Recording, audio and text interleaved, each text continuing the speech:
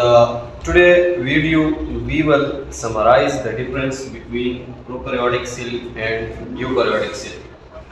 Prokaryotic cell के बारे में हमने बताया था कि इसका एग्जांपल हमारे पास है बैक्टीरिया,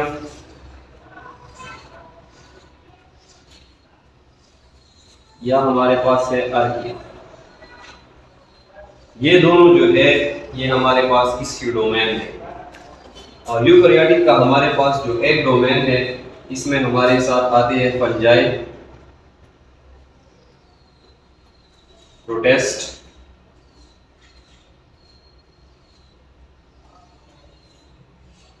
एनिमल एंड प्लांट। हमने सिर्फ एनिमल और प्लांट का सिर्फ डिटेल उसका स्ट्रक्चर पढ़ा था, और प्रोकैरियोटिक में हमने बैक्टीरिया का एक डिटेल जो स्ट्रक्चर था वो पढ़ा था। हम अब ये पढ़ते हैं कि प्रोकैरियोटिक और यूकैरियोटिक में जनरली हमारे पास डिफरेंस क्या है। तो सबसे पहले हम आते हैं न्यूक्लियस पर। तो अगर आप देखें तो प्रोकैरियोटिक में हमारे साथ न्यूक्लियस नहीं है, और यूकैरियोटिक में हमारे पास न्यूक्लियस जो है वो मौजूद है। नंबर ऑफ क्रोमोसोम अगर आप देखें तो हमारे पास प्रोकैरियोटिक में ओनली सिंगल क्रोमोसोम है, और इसी तरह हमारे यूकैरियोटिक में मोर देन वन। ये हमारे पास फिर डिपेंड करता है, कुछ स्पीशीज ऐसे होते हैं जिसमें हमारे पास 46 क्रोमोसोम होते हैं, कुछ इस तरह होते हैं जिसमें हमारे साथ 18 क्रोमोसोम होते हैं। तो it will depend upon the species, but generally हम कहते हैं कि यूकैरियोटिक जितने भी ऑर्गेनिज्म है तो उसमें 1 से ज्यादा हमारे पास क्रोमोसोम होते हैं। अब हम आते हैं नंबर ऑफ सेल्स पर। तो हमारे पास जो प्रोकैरियोटिक ऑर्गेनिज्म होता है वो होता है यूनिसेलुलर। इसका मतलब है कि उसकी बॉडी सिर्फ एक ही सेल से बनी है, और उसका एक सेल जो है वो बॉडी का सारा फंक्शन परफॉर्म करता है और उसका स्ट्रक्चर बनाता है। अगर आप यूकैरियोटिक में देखें तो इसमें यूनिसेलुलर भी है। जिस तरह आप प्रोटिस्ट को देखें तो प्रोटिस्ट में हमारे पास यूनिसेलुलर ऑर्गेनिज्म भी है, और इसमें हमारे साथ मल्टीसेलुलर भी है। यूनिसेलुलर भी है जिसकी बॉडी एक सेल से बनी है, और मल्टीसेलुलर जिस तरह प्लांट है, हमारे पास फंजाई है और एनिमल है, उनकी बॉडी मोर देन 1 सेल से बनी है।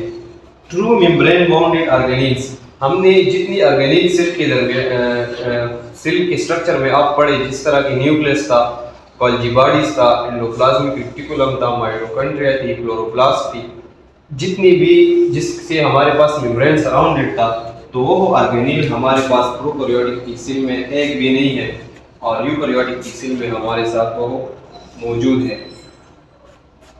इस तरह लाइसोसोम और पराक्सीसोम, जो जिस तरह हमने माइक्रोबॉडीज के बारे में कहा कि ये इस तरह के छोटे छोटे स्ट्रक्चर जो है वो भी यूकैरियोटिक की सेल में मौजूद है। ये भी हमारे साथ प्रोकैरियोटिक में नहीं है और यूकैरियोटिक में मौजूद है।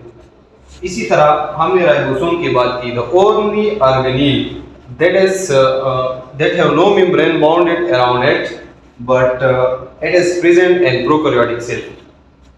प्रोकैरियोटिक में इसका जो साइज है वो स्मॉल है,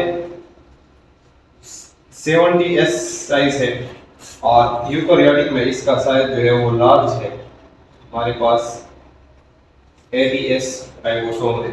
जब हम इंडिविजुअल ऑर्गेनील पर आएंगे और उसका स्ट्रक्चर एंड फंक्शन पढ़ेंगे तो उनका फिर हम कंप्लीट डिटेल देंगे।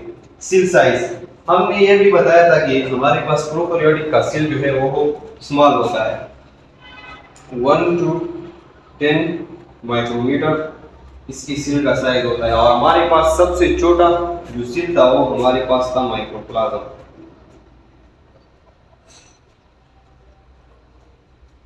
ये हमारे पास एक बैक्टीरिया है जिसमें हमारे पास सेल वॉल भी नहीं है। दूसरी बात, इसका जो साइज है हमारे पास 1 to 1000 माइक्रोमीटर, और हमारे पास जो सबसे लार्जेस्ट सेल था वो हमारे पास थी ऑस्ट्रिच एग।